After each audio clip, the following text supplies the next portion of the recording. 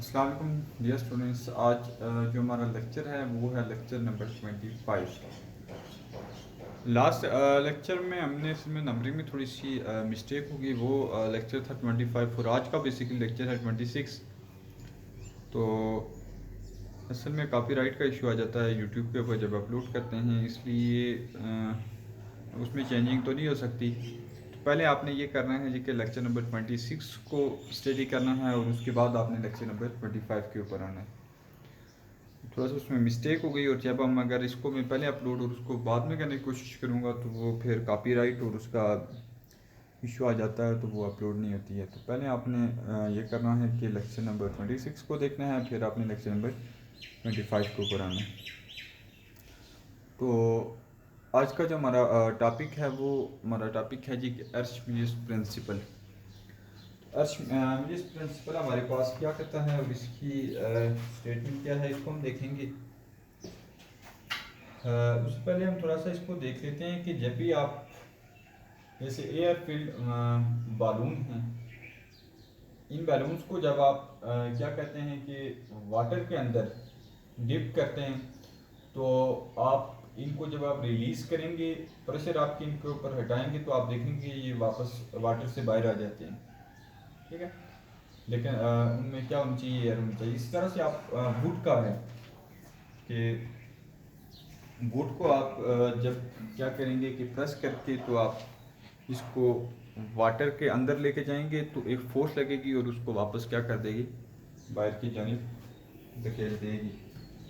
ठीक है, तो ये चीज़ें एक सेम ये है जी कि जब हम एक मग है, अगर वो फील्ड विद वाटर है तो फील्ड लाइट होगा जब वो वाटर के अंदर होगा, और जब वाटर से बाहर आ जाएगा तो उसको हम फील करेंगे कि वो थोड़ा सा हैवी होगा। ठीक है, तो इस जो प्रोसेस था उसके ऊपर हमने ग्रीक ने जो है ना तकरीबन 2000 ईयर अगो उसके ऊपर हमारे पास काम किया। उसने ये कहा जी कि जब भी आप किसी भी चीज़ को वाटर के अंदर रखते हैं तो उसमें एक अपोजिट फोर्स लगती है जो उसको बाहर की तरफ वापस धकेलती है।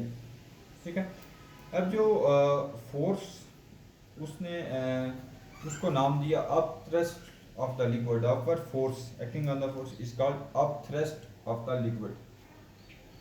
आर्चिमिडीज ने ये कहा जी कि when an object is totally or partially immersed in a liquid, कि कोई भी जो ऑब्जेक्ट है उसको टोटली या पार्शली अगर पानी के अंदर इमर्स करेंगे तो क्या होगा कि N up thrust act on it equal to the weight of the liquid is it displaced, कि जो उसका ऑब्जेक्ट का वेट है उसी के इक्वल, लेकिन अपोजिट एक हमारे पास फोर्स लगेगी उसके ऊपर। ठीक है, मैथमेटिकली और इसको एक्सपेरिमेंट के जरिए उसने किस तरह से प्रूफ किया, ये क्या है कि consider a solid cylinder of a cross sectional area A in height h।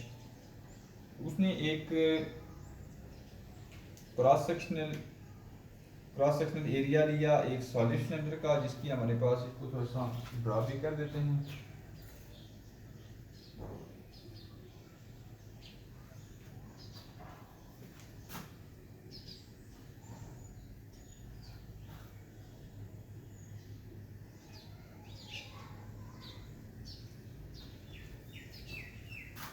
इसका क्रॉस सेक्शनल एरिया ए और फोर्स F1, और यहाँ से हमारे पास इसके ऊपर F2 एग्जैक्ट फोर्स होगी। तो इसका हमारे पास एरिया ए हो गया और हाइट हमारे पास जो लिक्विड इसके अंदर है, जैसे यहाँ से लेके यहाँ तक अगर इसका लिक्विड फिल है तो इसकी हाइट हमारे पास क्या हो जाएगी, h हो जाएगी। ठीक है, let h1 h to the depth of the top and bottom faces of a cylinder respectively। अब दो हमारे पास हाइट कह देते हैं हम इसकी कि यहाँ से ऊपर एक हाइट है और यहाँ से हमारे पास नीचे यहाँ पे इसकी एक हाइट है। एक हाइट को हम क्या कह देते हैं जी कि h1 कह देते हैं और एक को हमारे पास h2 कह देते हैं। यहाँ से ऊपर लेके h1 होगी और यहाँ से लेके यहाँ तक इसकी जो हाइट है वो हमारे पास h2 हाइट हो जाएगी। ठीक है,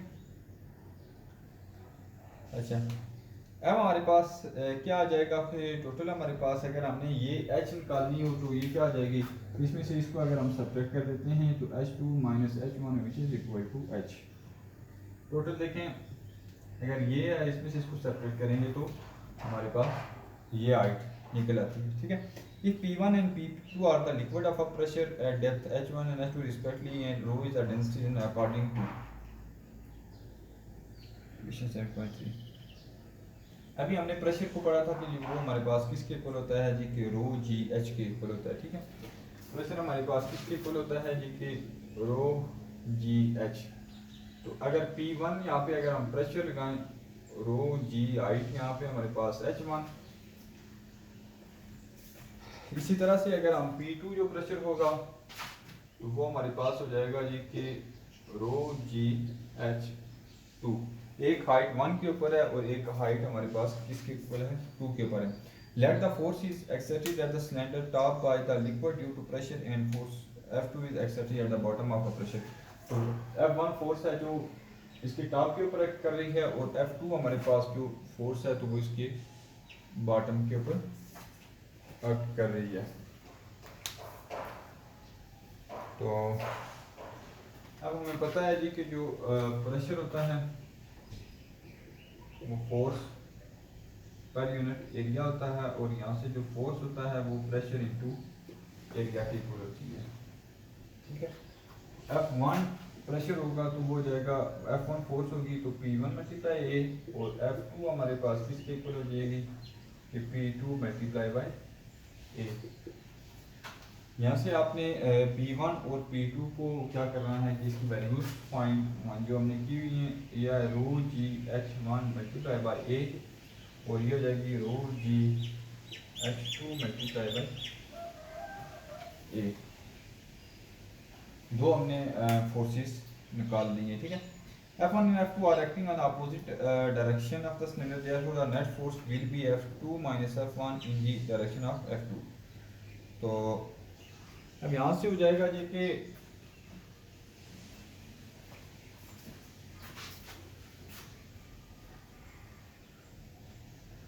दो फोर्सेस हैं, एक है F2 एक है F1, दोनों अपोजिट डायरेक्शन में हैं तो इनकी जो टोटल होगा तो वो हो जाएगा F2 minus F1। Total basically some होना चाहिए लेकिन डायरेक्शन इसकी अपोजिट है तो एक के साथ हमारे पास नेगेटिव साइन आएगा। F2 हमारे पास क्या है कि rho G H two A minus rho G H one A. तो इसमें से हम कॉमन क्या चीज़ आएगी कि rho G A H two minus H one अंदर आ जाएगा कॉमन लेने के बाद, ठीक है। तो ये बेसिकली किसके इक्वल हो जाएगा कि टोटल हाइट के equal rho G H two minus H one हमने एच के इक्वल रखा हुआ है उसको लिखेंगे। अब हाइट इंटू एरिया हमारे पास क्या बन जाएगा कि वॉल्यूम बन जाएगा।